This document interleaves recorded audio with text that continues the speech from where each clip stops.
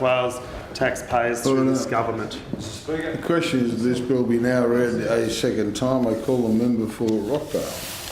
Mr Speaker, I rise as Speaker in opposition to the Land and Property Information New South Wales Authorised Transaction Bill 2016 and to bring to the House my very serious concerns with the process and the implementation of yet another bad government ideological privatisation.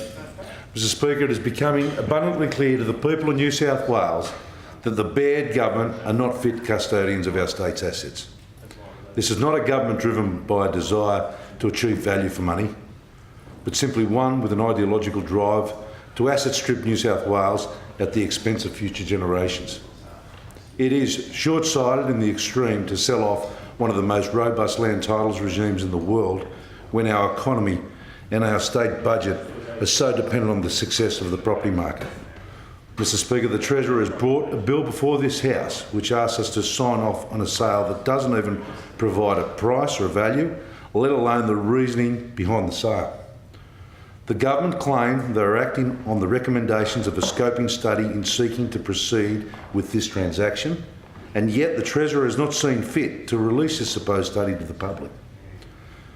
Mr Speaker, every consumer and player in the property industry stands to lose out as a result of this transaction, and the empty assurances provided by the Treasurer will not compensate for the loss of confidence in the Torrens title system when a private operator is operating this registry behind closed doors.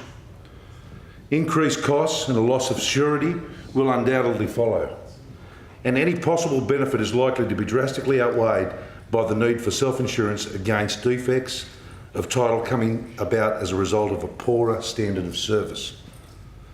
Mr Speaker, we do not live in a banana republic, and the business of government should not be conducted behind closed doors. Somewhere along the line, the bad government have forgotten that they do not own Land and Property Information New South Wales, nor the many other assets, the services, and more recently the hospitals across our state. They merely serve as trustee on behalf of the people. Every hospital privatised, every service outsourced, every strip of public land that is sold off to the highest bidder without an adequate public interest test is a breach of the trust placed in those opposite at the last state election. Mr Speaker, the opaque pricing structure of the LPI means that we are left in the dark as to the potential value of any sale. Through this bill, Treasurer Berejiklian is asking us to agree to sell off the family furniture without first establishing a price. Mr Speaker, this is a government that can't even get their previous asset sales approved by their own federal party. So it is simply laughable that they expect us to entrust them to do a good deal on the sale of this important state service. There is no greater victim of this bill than the Minister for Finance and Services. Not only has the Minister been supplanted by the Treasurer in introducing this legislation to the House, but he has suffered a massive insult to his management skills. In spite of the Minister's self-confessed productivity gains in Service New South Wales, it appears that he is either not trusted or does not consider himself capable to take responsibility for the delivery of the title and registry services of Land and Property Information New South Wales. In our system of government, it is the role of the Minister to ensure that the public services for which they are responsible are provided, and it is simply an abandonment of duty for the Minister to cast off their statutory obligations at the first sign of difficulty.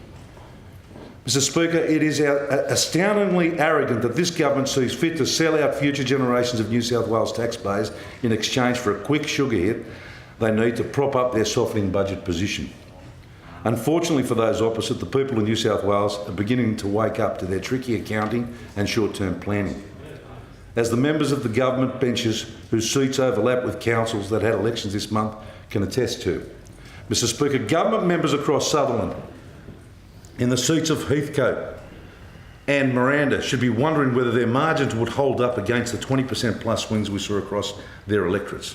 Likewise, warning bells should be sounding for the members for Penrith, for Mulgoa and for Riverstone and many others across the state. No government can succeed without the willing support of its electors. And Rockdale.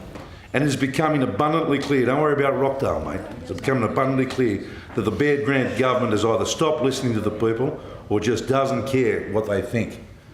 Mr. Speaker, when triumphs over good public policy, it is the hard-working taxpayers who have to support the government who ultimately pay for the state's mismanagement. As noted in the blistering assessment of the Baird Grant government's privatisation agenda by ACCC Chairman Rod Sims, irresponsible privatisation ultimately ends up costing consumers more. I very much doubt members opposite believe it is in any way appropriate to jack up consumer prices of monopoly government assets above and beyond any reasonable rate of return. Yet they seem willing to do so when this will lead to an increased sale figure from a private operator. The government gives no consideration to the future prosperity of our state. They are simply obsessed with pocketing as much cash as possible, as quickly as they can, while they still hold the Treasury purse strings. Mr. Speaker, public services are the responsibility of government, and their value in public hands goes beyond their sale price. Mr. Speaker, the Baird Grant government seems to know the price of everything and the value of nothing. This is a bad privatisation and it should be opposed.